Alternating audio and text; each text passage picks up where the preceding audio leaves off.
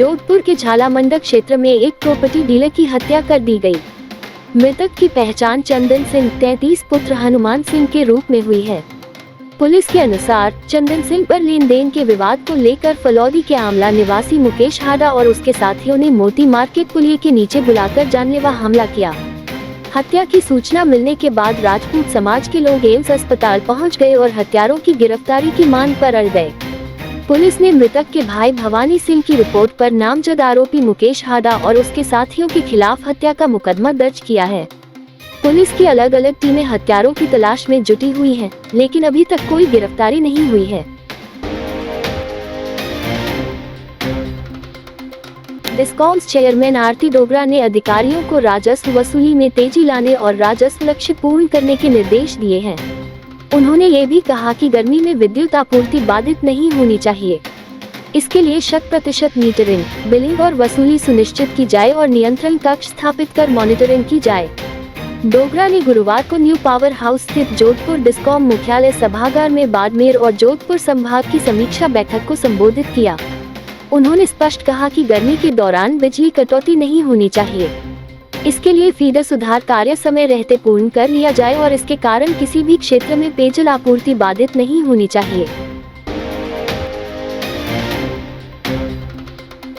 Rail मंत्रालय की हठधर्मिता के विरोध व ओपीएस सहित 19 सूत्री मांगों को लेकर national federation of Indian railway man के आह्वान पर मनाए जा रहे विरोध सप्ताह में शुक्रवार को उत्तर पश्चिम रेलवे मजदूर संघ यूपीआरएमएस ने डीआरएम ऑफिस के बाहर विरोध प्रदर्शन किया। कार्यकारी महामंत्री अजय शर्मा ने कहा कि सरकार को ओपीएस लागू करना होगा। एनपीएस और यूपीएससी कर्मचारियों का भविष्य सुरक्षित नहीं है। मंडल सचिव एनजे सिंह व मंडल अध्यक्ष धुदाराम गुजर ने कहा, रेलवे में निजीकरण को बढ़ावा दिया जा रहा है जिसे एनएफआईआर व यूपीआरएमएस बर्दाश्त नहीं करेगी। कर्मचारियों के विरोध प्रदर्शन को मंडल पदाधिकारी ललित गर्ग, अनिल व्यास, राजेश शर्मा सहित पदाधिकारियों ने संबोधित कर रेलवे प्रशासन का ध्यान रेल कर्मियों की समस्या पर दिलाया।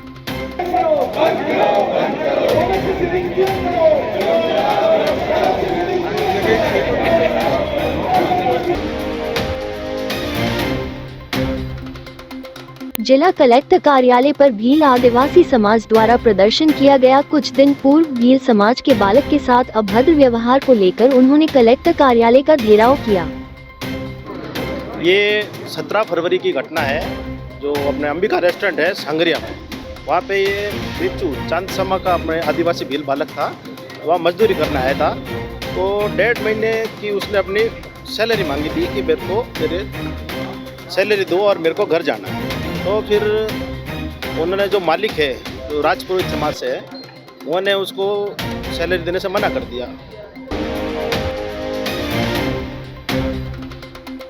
युवाओं ने भावनाओं और मौलिक विचारों से व्यक्त किया विकसित भारत का रोड मैप। मेरा युवा भारत युवा कार्यक्रम एवं खेल मंत्रालय, भारत सरकार के द्वारा आयोजित युवा संसद 2025 में बुधवार को दूसरे दिन पाली, बालोतरा एवं जोधपुर ग्रामीण जिले के चयनित प्रतिभागियों ने प्रस्तुतियां दी। समारोह की अध्यक्षता करते हुए नगर निगम दक्षिण महापौर वनिता सेठ ने युवाओं में बढ़ती नशे की प्रवृत्ति पर चिंता जताई और नशा उन्मूलन पर जोर दिया तथा युवाओं को इससे दूर रहने का आह्वान किया। उन्होंने कहा कि युवा अपनी हिम्मत की कीमत समझते हुए विकसित भारत के निर्माण में अपना योगदान दें। लघु उद्योग भारती के राष्ट्रीय अध्यक्ष घनश्याम ओझा ने बताया कि 2047 में विकसित भारत हर क्षेत्र में वैश्विक गुरु बनेगा। आर्थिक, संस्कृति, शिक्षा, स्वास्थ्य और सामरिक दृष्टि से मजबूती प्राप्त करने में युवाओं की महत्वपूर्ण भूमिका रहने वाली है और युवाओं में काम के प्रति जुनून होना चाहिए। डॉक्टर निर्मल गहलोत ने कहा कि युवाओं के भारत देश में युवाओं को स्वयं को संवारने का काम करना होगा और इसके लिए उन्हें समय प्रबंधन, अनुशासन, पुरुषार्थ और सकारात्मक सोच रखने के गुर सिखाए। दो दोस्त सेवाभावी मांगीलाल दुकिया और किशोर सिंह राठौड़ ने एक बार पक्षियों को दुर्घटना में घायल देखा तो सेवा का भाव जगा और ठान लिया कि पक्षियों के लिए कुछ करना है।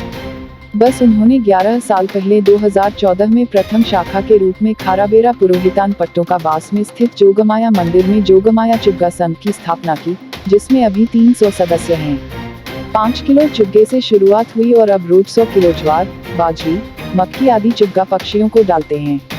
उस समय यहाँ मंदिर परिसर में हरियाली नहीं थी। तब दोनों दोस्तों ने 4-5 पौधे लगाए और सामने ही वाटर वर्क्स से 4-5 बाल्टी पानी रोज भरकर लाते और पौधों को पानी पिलाते।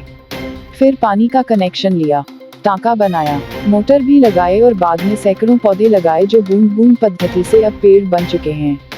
यहाँ कबूतर, तीतर, गौरैया, तोते और अन्य कई पक्षी आते हैं और चुग्गा चुगते हैं और पक्षियों की कलरव होती है। यही नहीं, यहाँ बने पक्षी घर में उनका डेरा रहता है।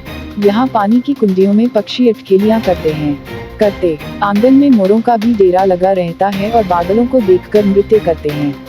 ऐसे प्राकृतिक दृश्य यहाँ रोज देखे जा सकते हैं। यहाँ सैकड़ों परिडे भी लगे हैं जहाँ पक्षी प्यास बुझाते हैं। पक्षियों के लिए घरीट भी बने हुए हैं जहाँ वे विश्राम करते हैं। ये थे आज के मुख्य समाचार। विस्तार से जानने के लिए पढ़ते रहिए दैनिक नवज्योति। दैनिक नवज्योति